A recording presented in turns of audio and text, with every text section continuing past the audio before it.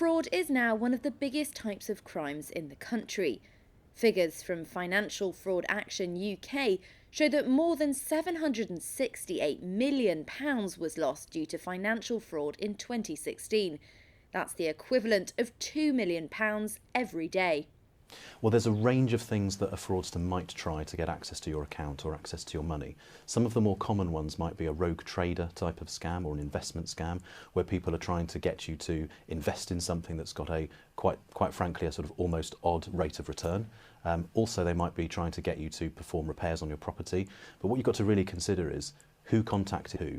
They are coming to you and asking you for your money. You're not necessarily going to them and instigating the transaction. So please be sceptical and please be wary if people are contacting you to invest or make repairs to your property, for example.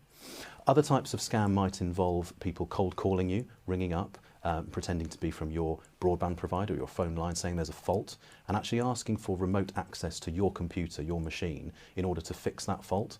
The thing you've got to really ask yourself in those scenarios is, have you recognised the fault? Do you know that there's a problem? What is it that you think needs doing? If you're unsure, you can always contact the company back by putting the phone down and ringing them on their registered number. Another thing that fraudsters might try to do is convince you that your money isn't safe, that there's some kind of problem with your account, that it's being accessed somehow. They might pretend to be from the police themselves. They might ask you to move your money to a safe account. Please don't fall for that. Your money is perfectly safe where it is. The only time it would become unsafe would be if you were somehow tricked into sending it to the fraudster. In a world of online banking, contactless payments, money apps, scam emails and phishing, protecting oneself can be harder than ever. I'm not too sure that you can really prevent it really, because there's so many clever people out there that will find a way. Whatever preventive measures you put in, there's somebody clever out there that will find a way around that measure. I had what I thought was, turned out to be a bank fraud yesterday, and I had to ring up my bank properly and they sorted it all out and they assured me it was a fraud. Someone was trying to get into my account.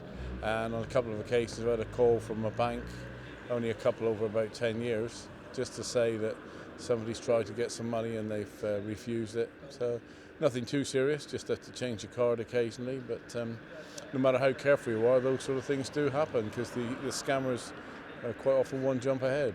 The problem we get a lot of junk emails, people that hack into your systems, like on your phones. I mean, I've had people getting hold of my email addresses, which obviously a lot of people say they don't sell on your details that you have, but it's somehow getting out there.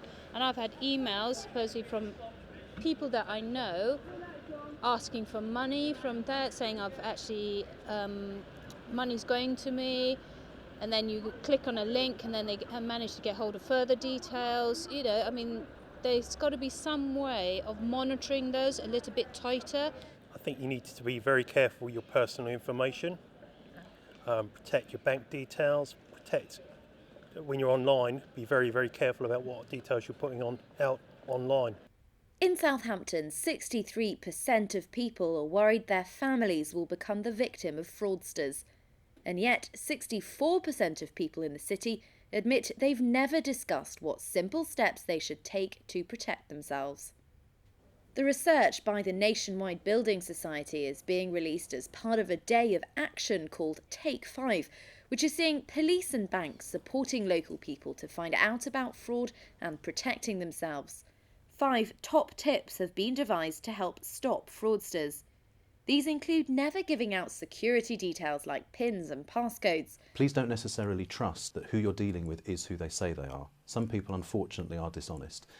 A text, an email, a phone call, you can't see who they are, you can't necessarily be sure who they are. So if you are unsure, contact the company back on the registered number and see if it is the person they pretend to be. If something sounds a bit too good to be true, or if the story that you're being told about some sort of security concern on your account is a little bit far-fetched, then please be very sceptical and please take some time to think about what you're being asked to do, because it may be a scam. And there's plenty more information about spotting scams and not becoming a victim on the Take 5 website. Charlotte Briere-Edney, that's Solent.